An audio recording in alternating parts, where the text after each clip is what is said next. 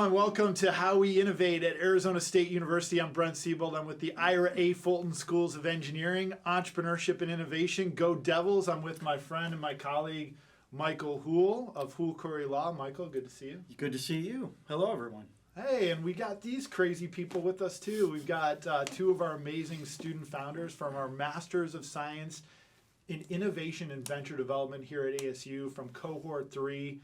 Zafira is here, ladies and gentlemen. She is doing a startup. Zafira, say hi to the millions of people out there. Oh, sorry, Zafira. Can you really quickly tell us, before we get to our guest, Joy, here, what you're working on and a little, just your pitch about your startup? Yeah, I'm working on a company called Food Tracks, and it is a food truck tracking service in the form of a mobile application that gives consumers access to food trucks' menus, pre-order options, their schedules, that kind of thing. Awesome. Yeah. So I have the app right now. I've already started searching for a food truck where Michael can take me out to lunch when we wrap up, so we'll get some good cuisine. So thank you for doing that. Yeah. I know a lot of my students here at ASU are going to be thrilled to be using Food Tracks very soon. And we have also a lot of fans of the arts out there in our audience. So we have one of our founders here, Toddy, is with us. Toddy, welcome. Thanks for being here. Thanks for having me again. So my name is Toddy, and I have a startup called Contact, C-O-N-T-A-K, and we use AI to rearrange song instruments within music libraries to make it more personalized and dynamic for video creators like YouTubers and Twitch streamers. That is so cool, man. AI is huge right now, Joy. I don't know if you've heard about this. It stands for artificial intelligence. Thanks for filling me in. Thanks for filling me in. I'm glad it's exciting. I think it's the big emerging industry, so I'm excited about it, watching it closely. Yeah, and so Toddy's playing in that domain, and of course software is where it's at in terms of innovation. So really excited for both of you working on your ventures, being affiliated with ASU. And Michael, I'm so proud for you to meet for the first time somebody I've known for the past almost 2 years now. Joy Griffin is here. She is the former co-founder. She exited a business called Ink Cycle. And so to have a practicing entrepreneur affiliated with ASU in such a great way, it's fantastic to get to know you and have you as part of our team working with students like these two founders. So. Looking forward to hearing your story. So so why don't we dive right in? We'll start, Joy, if you could tell us a little bit about yourself and your experience as an entrepreneur and how that's kind of fueled your current projects and passions. That'd be fantastic. And happy to do it. Thanks for having me. It's great to be here. So, I couldn't have been an entrepreneur actually if I hadn't have been an entrepreneur first. And so looking back, it was interesting because I think I really felt I was going to go into corporate America. And I had a parent that was in corporate America. It seemed like the right path. And then when I was in college, I had the opportunity to take some classes that built my confidence, but also allowed me to be introduced to myself a little bit, to learn a little bit more about the things that I was good at. And it opened up an opportunity for me to do something a little bit more. And so when I graduated, I took about 6 months. Students think that you have to get a job right away, and I took about 6 months. And I had a fork in the road. I could have taken a job as a strategic analyst for the LA Times or a business manager for Hitachi. And so I approached my job opportunities in a way that I didn't want a regular job. I didn't want something where it was a very firm job description. I wanted to make an impact. And so when I looked at those two opportunities, I picked Hitachi mainly because of the life cycle where it was in the industry, and I felt like there was a lot more opportunity. Today wouldn't be the same. I'd probably go into AI, right? But at the time, that was where I went. So I went into Hitachi. I had great opportunities. And so getting into that industry first allowed me to make a lot of relationships. So not only just from executing strategy, we were able to grow market share and revenue and build out the company and do some really hyper-growth strategy stuff. As an entrepreneur, which really the only difference between an entrepreneur and an entrepreneur is that you take away the risk. There's no financial risk. And so you have the opportunity to learn and do cool things and implement them and see how they work on somebody else's dollar, really, you know? But I built a ton of relationships in industry and through trade shows and different execution pieces that I did. And so it really set me up to look at that industry and think about becoming a founder in that space. And so when I was at Hitachi, we're talking about printer cartridges, right? So before I started, I had never even seen one. And Do you have a printer? do you have a laser or I an have a inkjet? thermal fax machine. Thermal paper. Yeah, well, you're probably using a toner for that, and so it's like a dust. It's a particle, right, on the toner side, and you put this black thing into your printer, and it prints. So that's what Hitachi did, and we were able to go into the aftermarket, which was an amazing opportunity. We were able to do all these great things, but in looking at that market and seeing where it was going, I looked at the ink space, and I dove in a little bit to the numbers and thought, if we can do this on toner, why can't we do this on ink? So after establishing myself, and I got the nice corner office, and I was really like, you know, on my way at Hitachi, I looked at that, went to my boss, who is the senior vice president, who was an amazing person for me, it really empowered me to do big changes in the company. And so I showed him this data and said, let's go do ink. And truth be told, I would have started the business in Hitachi. Wow. Absolutely. And I remember vividly him saying to me, Joy, I think you're really smart, but inkjet's going nowhere. I feel like we've heard this quote from so many C-level executives throughout the Totally. history of tech innovation. So Right. And it baffled me, you know, because I looked at it and I'm like looking around at my colleagues, and they're all nodding their heads, ink's going nowhere. wow. And they told me it was slow technology and that it was water fast and that it just was going to die. And I'm looking at the numbers myself going, okay, well, it's projected, and it could be wrong, right, I guess, but it's projected to exceed toner, not only in terms of units, which would be easy, right, because the lower price point, but in terms of total revenue, it was going to exceed toner. So I saw this as a big opportunity, and instead of it pushing me back, it pushed me in. And I thought, I'm going to look at those assumptions. I'm going to think about whether I really believe that they're correct or not. And so as I did that, I built more confidence that this was the right space for me to be in. And in my personal time, I built the business plan. And so on weekends and nights, I really dove into every aspect of the business, and I started showing it around to people. And everyone said no. And so they had a bunch of different objections, and excuse me, they had all these reasons that it wouldn't work. And that again forced me further in to whether or not they were correct. Because I had this hypothesis, and I truly didn't think that I knew, but I wasn't sure I wanted to believe them.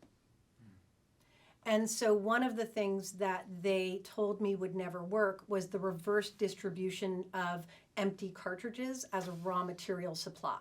This was the aftermarket, which is a great market. I love the aftermarket for entrepreneurs as well, because you have this existing install base. In my case, it was HP, desktop cartridges, and you could bolt on to that business. So I could say in one sentence what I did. Right. I make a compatible cartridge for HP at 20% less than the OEM. And that was it. Yeah. So I had the demand and I had the install base. And by the way, you can still do this today, right? So whether it's software like Salesforce.com or QuickBooks, where you can do bolt-ons and you have an existing business that has brand awareness and market share, and you can just bolt on. And Salesforce will even help you. Yeah. They have a lot of resources for people to do aftermarket products. But anyway, but with this aftermarket business, they looked at it and said, you're never going to be able to get this supply of empty cartridges in a consistent way. And so I dug into that and built up some resources in that area and wound up taking on a contract for that. So I had the contract for the raw materials. It was pretty creative in terms of I didn't want them to own any of the business. And in fact, in my first structure, I was a sole founder. And my thought process was I could get the customers through contract, which I did, and I could get the suppliers through contract, which I did, and then I would outsource the production. So it was just going to be me, and that was the first structure. We had to pivot because So had you left the corporate at that point? I did. Well, tell us about leaving. Yeah, so What gave you courage to leave? it was actually really hard because I remember my mother saying to me, "This is the biggest mistake you've ever made in your life." And I absolutely remember sitting in my apartment in Sherman Oaks, California, in my spare bedroom, sitting there with a computer going like, what have I done? You know? But what I did to make that jump from making a salary to being able to support yourself, I built a revenue stream through that supply contract. So I knew that if I could collect those empty cartridges, that I needed them for my production to make finished goods. But I also knew that I could divert them and sell them to who would be my competitors. And so if I could get a piece of that, but this is not that unusual. In my case, I was able to do it and it directly tied into my business. But in a lot of cases, it doesn't even need to tie. You just need a fast revenue stream so that you don't need to get that paycheck.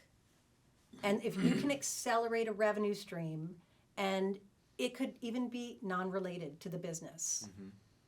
So you keep that going, and then you can step into your business, right? So would you classify that as you bootstrapped Oh, yeah. versus, you were pitching this plan that you had written after hours and on weekends? You were looking for investment capital perhaps, Absolutely. or loan capital to get, you a little bit of a runway to go from corporate to startup life, but you figured out, hey, look, I can actually bootstrap this. Absolutely. With reoccurring revenue through this contract. That's pretty cool. Yeah, I want to ask you one question. So I don't want to knock you too much off track, but That's okay. since you're covering this area, I've over the years, way back when I worked with a lot of young entrepreneurs that were coming out of Intel, Motorola, those places, and they were incredibly innovative, and some of them were entrepreneurs because Intel had this program, and so they were encouraging that. But the entrepreneurs, I call them entrepreneurs, they never really had the courage to make the leap. And sometimes what it took was being around like-minded other startups. They had to feel comfortable that there was an ecosystem to support them, And so that's what because I've talked to a lot of them. It's like, what made the difference for you? And they'd say, well, I never really felt the courage until I was around other people that were already doing it, and they said, "Hey, you can do it, and we can help you solve this." And so, how important, or did you even have any kind of ecosystem around of startup entrepreneurs and things like that to rely on? I really didn't. And that was a missing piece for me that wasn't there, that I needed and wanted. But it just wasn't there, which is why I'm so excited today, the things that we do. Yeah. Because taking these college students and showing them what's possible is the key, I think, to getting them to take the courage to go outside their comfort zone, which is kind of my mission now as faculty at ASU. I really want to teach students how to get uncomfortable. And part of that process, though, is making sure that you keep your expenses low, that you have low overhead, that you don't get yourself into, as soon as you get that first corporate job, right? You like get comfortable. Yeah, and like I'll just buy a bigger house or a bigger car, and so you kind of have to live below your means also. I know you can't do that, Brent. Kicking myself. And I don't even have a big house or a fancy car. I'm like the worst of both worlds. But I'm stuck. So good for you. Congrats. Yeah, That's a thanks. huge step. And even without that support system that Michael said is really important for his former clients. So yeah, continue with the story. I'd love to hear how I know you grew the company and then exited the company. So We did, yeah. So it was interesting. So I wish I could have found, in retrospect, that venture capital, because you're not just getting the money, you're getting that support and that unbiased perspective into mentoring you. And I needed that, absolutely. If I could go back and do anything different, it would be, how can I find those people to help me? But I just, anyway. So I got turned down for funding. And so I thought, okay, how do I skin this cat? And I did get really creative. But I got my first traction. And it was in the form of a $1.5 million contract from my customer. My first customer was Hitachi. The one who told me this isn't going anywhere. it wasn't your former boss. No, it wasn't my Somebody former else in the boss. It was company. in the organization, and they came in and they looked at the space and said, we have the distribution channel, and we need to go into ink. And somebody said, well, Joy went into ink. I gotta point out a pattern in this. So you had moments where people were telling you, oh, well, you won't be able to do this. And then immediately you put it on your radar. Well, they said that this can't happen because it's impossible to do this. So let me just do this, and then this can happen. And so they told you, like, that's not gonna work. And you're like, well, if I can figure it out, then it's gonna work 10 times, Yeah. over again. So But I needed the support of the information. So if I didn't have the support of the information, if the information said, we don't know about this market, then I wouldn't have proceeded. right. So you have to also understand that you can have your personal will, you can have your own ideas about what you think can work. I call it like your gut instinct, right? But if you don't back Back it that up with a solid business plan, with good information, good data, then you really don't stand a chance. How many years did you work at Hitachi before you left? 2 years. Okay. Yeah. All right, fast forward. Then you got this big I contract. got the contract, and so I'm excited. I have my supply contract, I have the customer contract, and I'm ready to go. I go to my outsourcing partner that I had already gotten, in with, and it became incredibly apparent to me almost immediately that this technology was going to be much, much harder for me to lift, for them to lift, than I had first anticipated. And so taking that contract to a company who had never really made inkjet product, they had had a business on the toner side, and they were doing about $3 million. So that was great, but you bring in a $1.5 million contract day one into ink, and being able to scale that cost effectively. So we did the prototypes, they were great. But then how do you build to that level and really maintain the quality, the standardization, the cost? And so it became really evident to me quickly that I was going to have to get involved in that side of the business if this was going to lift and succeed.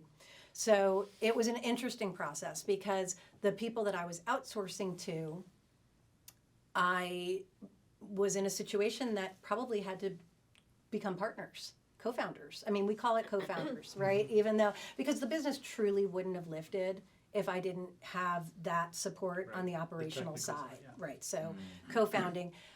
But so when we got together, it was interesting because they felt like the big business. They were doing $3 million, and they had, a manufacturing facility. They had an operations manager. They had some people and some profit, and really importantly, they had a banking relationship. And so that was something that was going to help me a lot.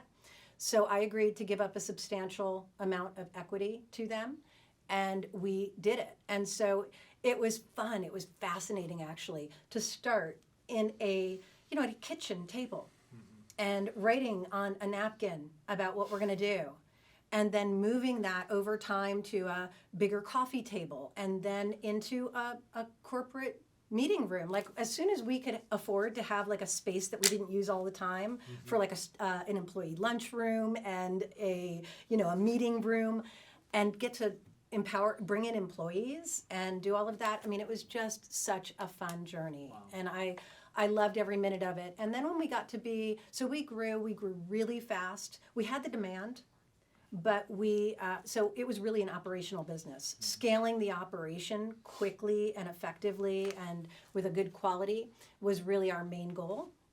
And so we always had about 3 times the demand for the product than we had the supply. So it was really a scaling opportunity. So anyway, once we got to about 20 million, and I know I'm fast forwarding and I'm happy to go back and revisit, but once we got to about 20 million, that's when private equity started coming and knocking on our door and saying, we can come in, professionalize the business, take it to the next level. It's great that you have these employees, that you have grown up into these jobs, but we can come in and put in professional managers, professional playbooks. And so during the process of growing, you have these cycles of reinvention that you have to do. And it happens to every company, regardless of the size. And one of those cycles of reinvention is you asking yourself, am I the right person to lead this company where we are now? And so that started for us, especially at around $20 million, where private equity started knocking on our door. But I also really believed that we could find our own strategic acquirer.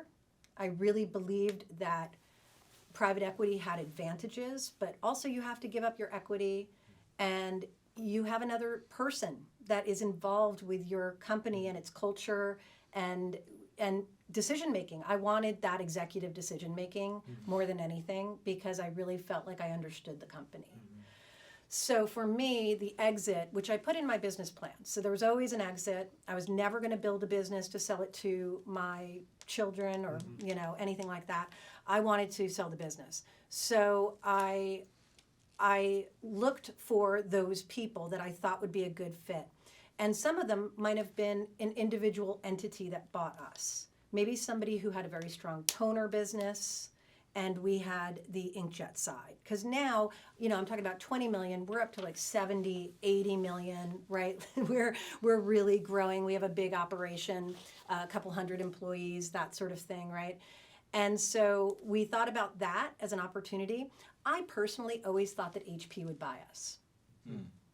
Because I thought to myself, there's always a market for good, better, best. And so we used to go to trade shows with HP, and I'd sit at the table with them, and I'm taking their market share, right? Like I'm taking, like on the toner side, they had lost about 30% market share to the aftermarket. And on the inkjet side, when I entered, it was virtually nothing. It was, they owned 100%. But we were chipping away. And we were taking their market share. It might have been and we brought in competition beyond us. As soon as we entered, a lot of other people entered as well, right? And so we were taking 7%, 8% of this multi-billion-dollar cash cow. And so we would sit at the table at trade shows, and I would just say, why don't you get it over with and just buy us? And they never, showed any interest, which amazed me because I thought, there's always a place for good, better, best. We see it in a lot of industries in terms of technology. And, we have Toyota and a Lexus with the same engine. Right. And it's the same car, but they brand it differently. So if you want a luxury Lexus, you can buy it, but there's also this very good option. And that's the space that I was playing in. And I thought, why wouldn't they? But they never bought. Yeah. So that was never an option, for us, which would have, I thought, the best strategic acquirer. But our best opportunity came up with a company called Dayglow. And Dayglow is a part of RPM. RPM is a $1 billion company. They own brands like Rust-Oleum and a lot of other technology brands. And what was interesting about Dayglow is that they owned the patent for neon pigment. And so anything that's neon in the world, you have to use Dayglow's patent. And they had some great strategists. And they came to me, knocked at my door. You just never know when you're running a company who knocks at your door, and says, hi, we want to have a neon inkjet cartridge. And so I thought, that's brilliant, right? You're the only ones who can do it. It's so different than what HP is doing. And so I remember going through that process. We danced, and I thought that was it. That was our strategic acquirer, not only because it was such a great idea and they had the resources, but also because they could offer a product above the OEM price. So we were playing in a space where if an HP cartridge was $40, we were like $36. They could do $44. with a neon inkjet cartridge, Interesting. which opened up and tapped into our value for them as a strategic acquirer. So we danced, and I remember flying over in their private jet and sitting in the corporate office, and I'm just like, this is it, we are going to get there. And in an interesting twist, my business partners weren't ready. And I was. What does that mean? 'Cause- They weren't ready to sell. Ah. Yeah, they weren't ready to sell. They, and I don't want to speak for them, but they said, they enjoyed the business. They really enjoyed running a big business, and they just weren't ready. And so Were I they was on the ready. jet with you? They were. I know. They're like, I want one of these. I know. Well, they wanted one of those anyway. They thought that they could, but yeah, and it was an interesting experience because now I wanted to exit. I felt like this was the best opportunity to exit, and they weren't ready. So luckily for me, I did have, even though I didn't have my ecosystem of entrepreneurs, I had the best attorney ever. Second. Second best attorney. I didn't know you at the time, otherwise I would have called you. Yeah. But I had the best attorney, and that person was somebody looking out for me that could protect me. So when we did our partnership agreements, there was an exit clause. And so it wasn't hard for us to calculate how the exit would happen because it was a trigger that was in the contract. So that worked out fine. And they wound up, I triggered that, and then we separated and they kept running the business. And that was great. And so I thought I was going to take a little time off and sit on the beach. I bought a house on the beach, and I thought this is going to be great. I didn't last very long sitting on the beach. As it goes. Yeah. The So I sad wound up story doing the next from thing. many founders before. Yeah. Yeah. So one of the things that you touched on there's all kinds of lessons in there. So, but we won't be able to probe all of them. But one thing you mentioned is this idea of there isn't a common alignment on when you want to exit sometimes with your partners. And you didn't take venture capital. A lot of companies will, they'll go a different route and they'll raise angel money, venture capital, whatever. But it's really important for entrepreneurs to understand, like, what are they looking for? What's their maturity they want to be in this deal? Because more often than not, it's the opposite in my experience, where the entrepreneur wants to, stay in. I want to grow this big company, and the VCs are like, wait a minute, we have a buyer and we're going to make 10x. We want to get out now, and it creates conflict. So, to your point, it's really important for entrepreneurs. Anytime it's a new relationship where someone's going to be your partner within the company, whether it's an investor, whatever, joint venture partner or whatever, you have to think through, like, what happens if we disagree on, like, the big question of should we sell, should we not sell? You have to address that up front. And it's sometimes in the euphoria of bringing money in or bringing on a new partner or the growth of the company, you don't think about that stuff. That's right. And that's why having the good lawyer was helpful for you. It was everything, truly. It was everything. That was the smartest thing I think I ever did. Was to, What stage did you meet that mentor/lawyer? Was that early on after your... very early, and kept that attorney my whole career. Right. Yeah.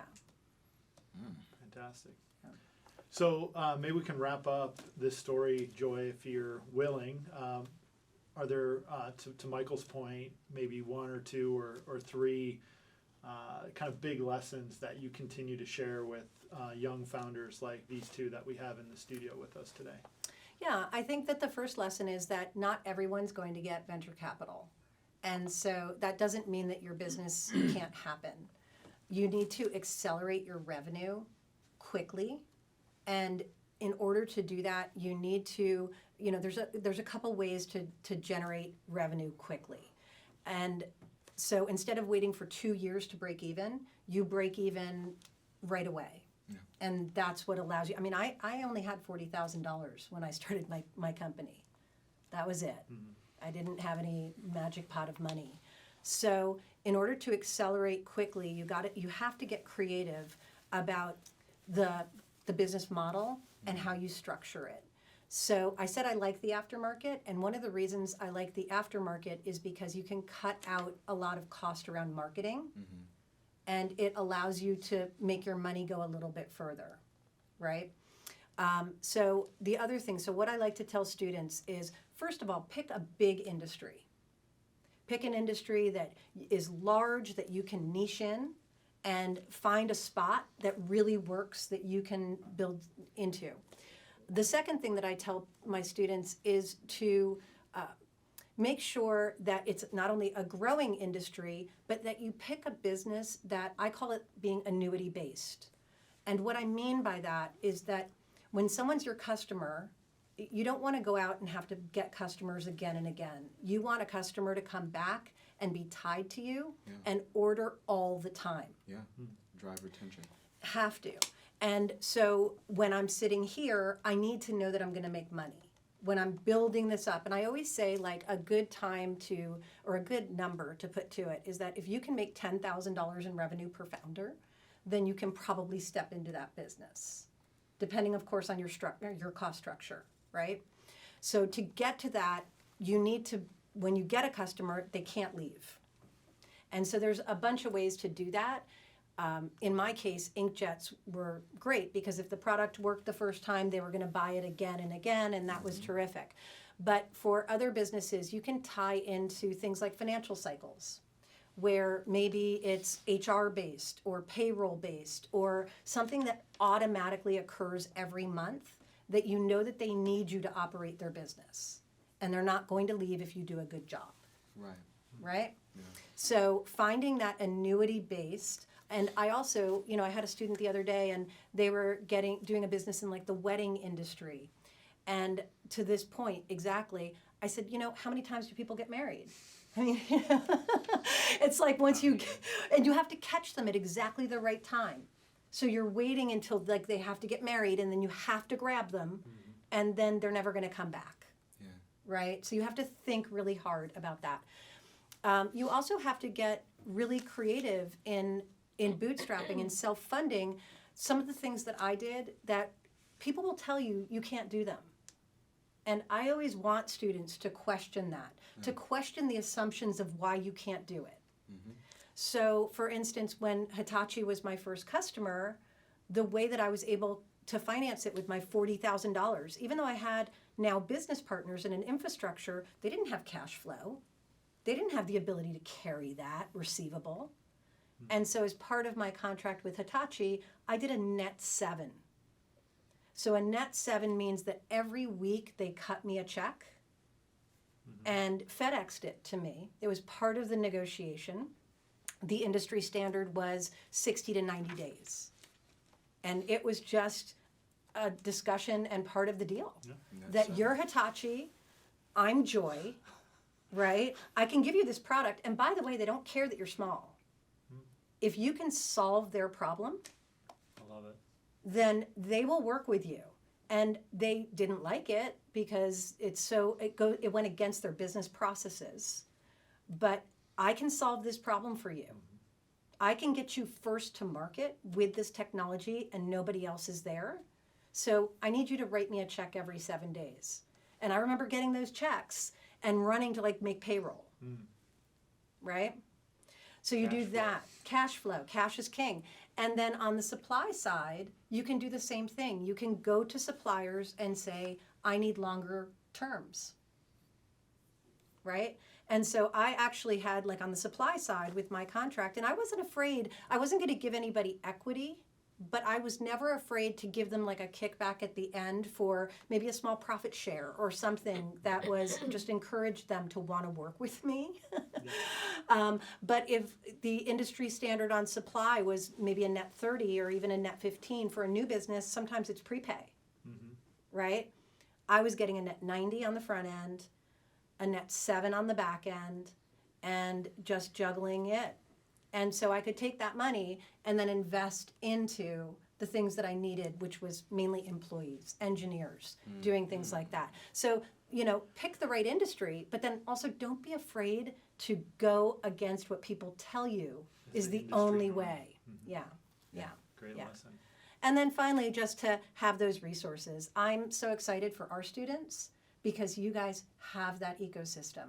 And I love being a part of that ecosystem to help founders to grow. Yeah, in fact, Hukuri Law Tech Venture Challenge is coming up. So Yeah. we've got $40,000 of non-dilutive seed capital up for grabs annually for the next 3 years. So thanks to Michael and his team for Thank you. That's amazing. leading the charge within Yeah. the ecosystem, as Joy just said. It's a great ecosystem. That Yeah, and we've helped to build. we're starting to been around long enough. We're starting to see successes, and you look back of where they started, like you've done. So you said I had $40,000. We have stories of people that went off with $5,000 of prize money Right. Yeah. and launched a whole company. That's to right. San Francisco.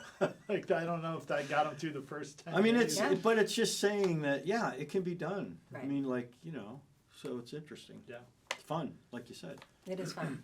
Zafira, did you, was there any aspect of Joy's story that you wanted to dig into further based on your experience as an early stage founder? Yeah, my first question was, how did you find your business partners? Because you said you were starting off, kind of on your own without any support. So how did you find the people that you eventually brought on?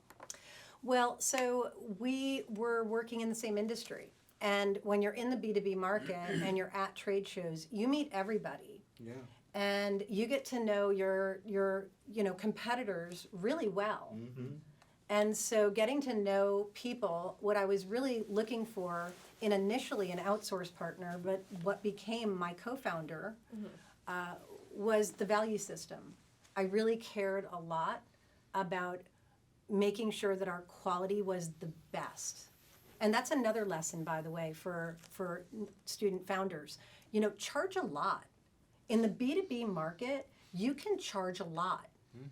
And in the B2C market, that's why I don't like B2C so much. But in the B2C market, it's like, I see people, it's like, well, I'm going to do $4.99. And you hear somebody say, well, I would do it for 99 cents, but not for $4. And I'm like, really? Like what?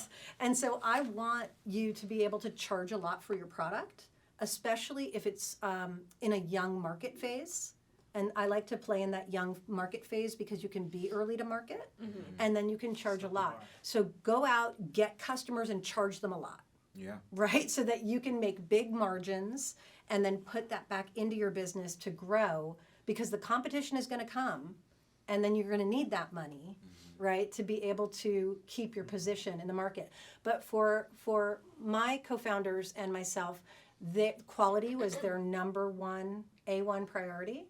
And we wanted a quality that was equivalent to HP. Yeah. And in that market space, there was a wide range of quality.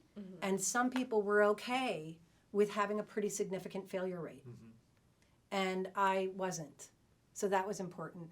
And then the value systems of how we treat each other, how we treat the employees, how we approach life. It really is like a marriage. I've heard that before. Yeah. You're not Good. lying. Good quote. Yeah. So when it comes down to strategic partners, there's a framework that we use at Contact called LOMO. This will tie into a question, but LOMO is length, obligation, money, and ownership. That's what we go into when we're looking for strategic partners. So when it comes down to frameworks, what would you say were some of the frameworks, practical frameworks you use to really assess and come to the table with leverage for strategic partners? So we were a low-cost leader, and that was something that I learned about in college and really decided to lean into. How can I have a competitive advantage in a marketplace?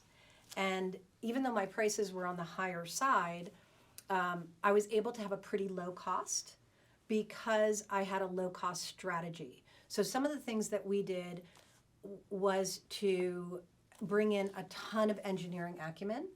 And when we danced with partners in any way, we'd bring them in and show them what we were doing on a technological front.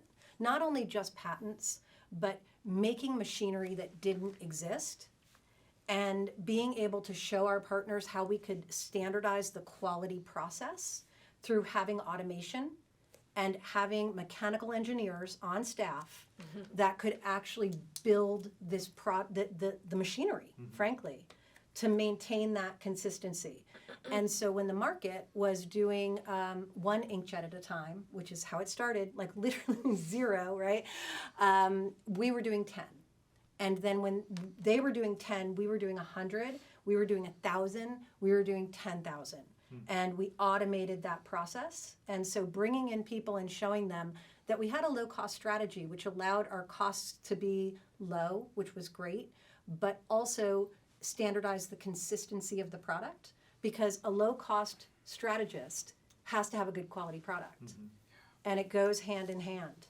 So I really stood true, and when we looked at where to spend money, I was able to pull cost out of the product in everywhere that customers weren't willing to pay for, which is counterintuitive, but it was really effective. So for me, the framework that I used to really make a specific stand in the industry was the Porter's business model, right? That you're either a differentiator or you're a low-cost leader. And so I really dove into that, and it did differentiate us in the market with our customers. I'm glad Zafira is writing this down. Porter's 5 forces, right? Is that Actually, the competitive strategy, it's called Porter's generic strategies. Yeah. Do you know about this? She taught me this last semester. It was great. I somehow missed that in my business school training. Yeah. My Yeah. Well, it's entrepreneurial- old, it's like, it's funny because people are like, that's from the 80s, but Right. when something works works. and because you need to make a superior margin, and that's just one of the tools. Great Yeah. questions, you two. Yeah. Zafira, did you have another question teed up, or because Michael can jump in at any point? He's locked and loaded. Well, this is more out of curiosity, but what did you do, after you bought the beach house? Because you started to say you got bored. So what did you do after? Oh gosh, I did a lot of yoga and Tai Chi. and- Tai Chi, Yeah, I got into boogie boarding pretty heavy.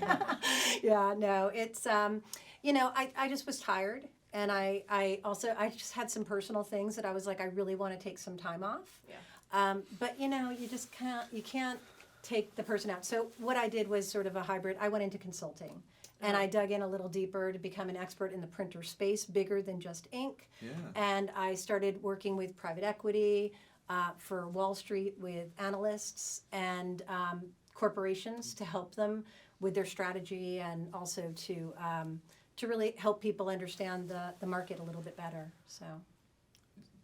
If you could paint a picture, what happens to a company after a successful exit? Yeah. What happened to your company Yeah. after I'm the curious successful too. exit? Yeah, so I think that companies, they follow a pretty typical bell curve, right? So we got in pretty early, and so we were able to ride that wave of growth because the whole market was growing. But then later on, of course, you have more competition, and so you can operate in that, right? Your Red Sea kind of situation. You can operate in that. It definitely changes how you should run the company, but it's still something you can do. The company did continue to grow in terms of revenue. I'm not sure about margins because it was much, much more competitive.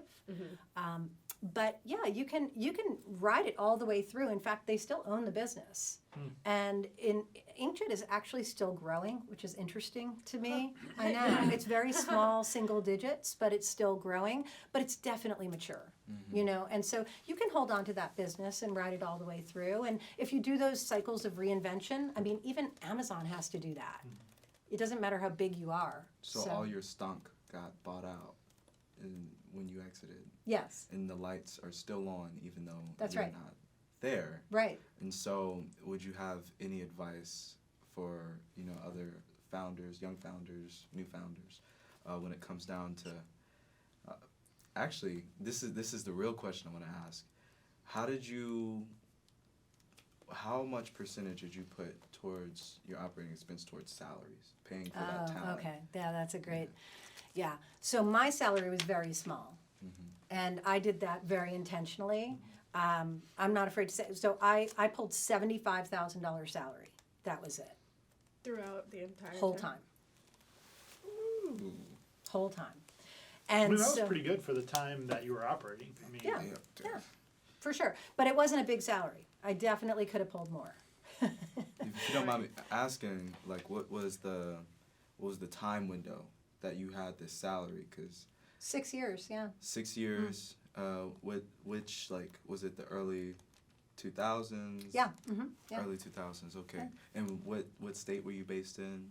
So I was in California, but the business was actually in Kansas. Okay. Oh, okay. So it was a really interesting geographic situation. And your salary was adjusted for locality as It well? wasn't adjusted, no. I mean, again, I think keeping your overhead low when you're an entrepreneur is really an important part of the process.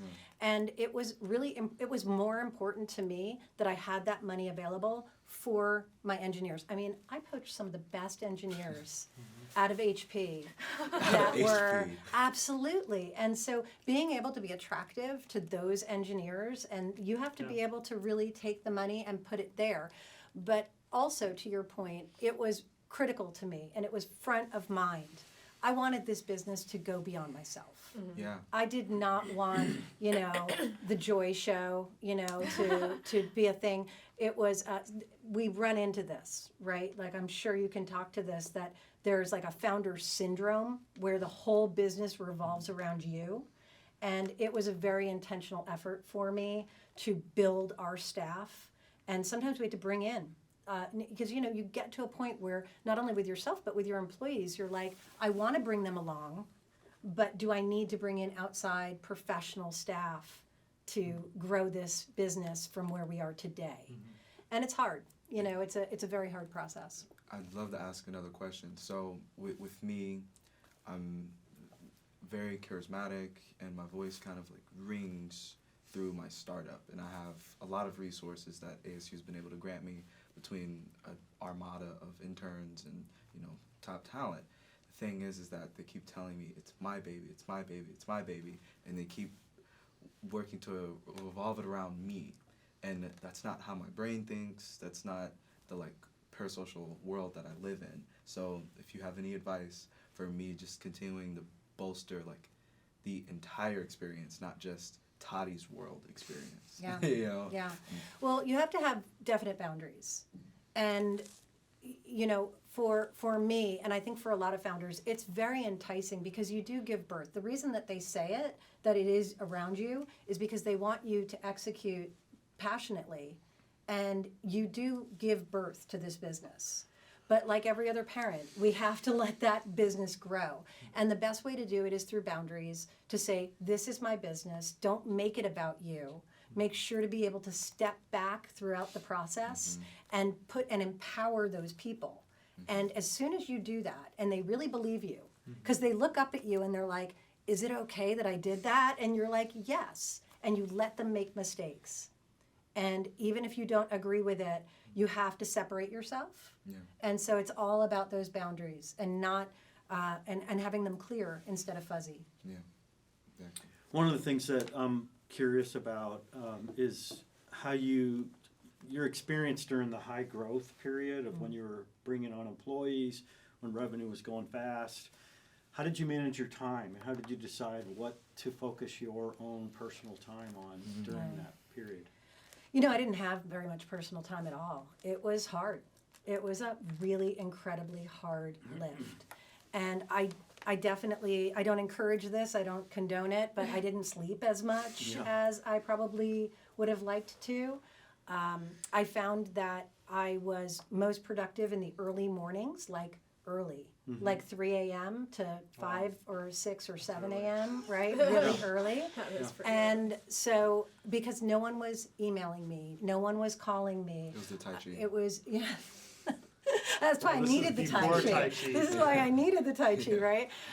So I would get up really early. I'd go to sleep. I'd sleep a little bit, and then I'd wake up at 3 a.m. and I'd put in pretty much a whole day work before my employees even came in.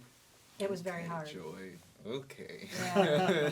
But what about, so at some point, especially you were talking about engineers right now, it's hard to find engineers that are willing to be loyal long term. And so you have to think through all that. There's a whole culture you have to create because people are trying to steal them away and everything. But just in general, like, you know, when you're at the height of your hiring during the growth, how much time did you spend on that, or did you delegate that? How did you? Yeah. Did you interview every person? Every how did it person. work? Every person. Every person that was a key player, I spent a lot of time with before the hiring process. And so for us, we built a very unique culture, which I think attracted, and those are some of the things that make it hard for competitors to take you away.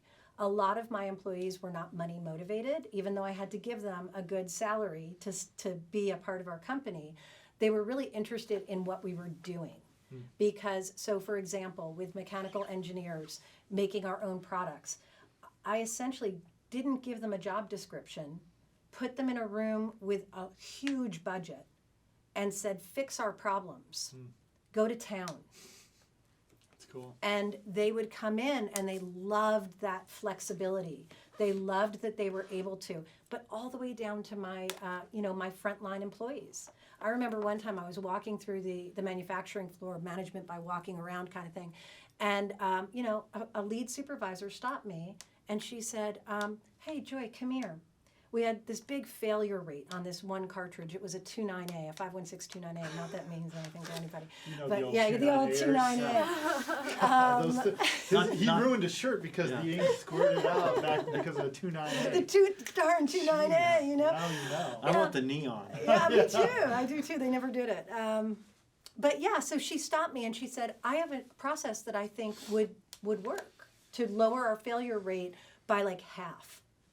And I'm like, ding, ding, like, come here, everybody. We all piled around her. And she had that comfort in our structure to say that, to put herself out there. And she knew that she'd get rewarded if it worked. Yeah. Because that was the culture that we built. Wow. And so having that kind of culture where it was collaborative and you could get rewarded for doing good things and no one was afraid to tell me that there was a problem or that it was wrong or I have an idea to fix it. They would stick their neck out. That's great. And that one employee cut my failure rate in half. Like the engineers, they replicated it and we implemented that process. And she was really proud of that. You know, and so that was really the thing. The salary was only one portion of what they were getting in our company.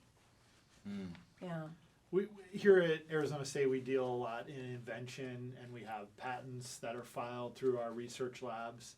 So the story you told about giving your engineers kind of room to innovate, on their own accord, just out of sheer curiosity, did they file patents as a result of your latitude in We terms did. of what they were? Yeah. That's great. Yeah. So It was they were- our patents, but their names Sure. are on them. Yeah, Yeah. as inventors. As right? inventors, yeah. So there's a great deal of pride that comes from just being recognized as an inventor within an organization as an entrepreneur, or in your case as an entrepreneur. So Yeah. that's great. Right. Well, this has been fantastic. I don't know about you, Michael, and our student founders, but Joy, it has been an MBA class here today in terms of learning from your experience as a founder, and really I think the theme here is just cutting across the grain when people say you can't or you shouldn't or it won't work. It's perseverance and trusting in yourself, and we're so proud to have you as part of our ASU community. So thanks for being here. Thank you. Thank you. It Thank brings you me a for lot of having joy. Oh, I saw Somebody what you was did We there. saw what that. you did there. That's bad. She's heard that one before. Yeah, a lot. I have. All right, everyone. Thanks for tuning in. We'll see you next time. How we innovate at ASU.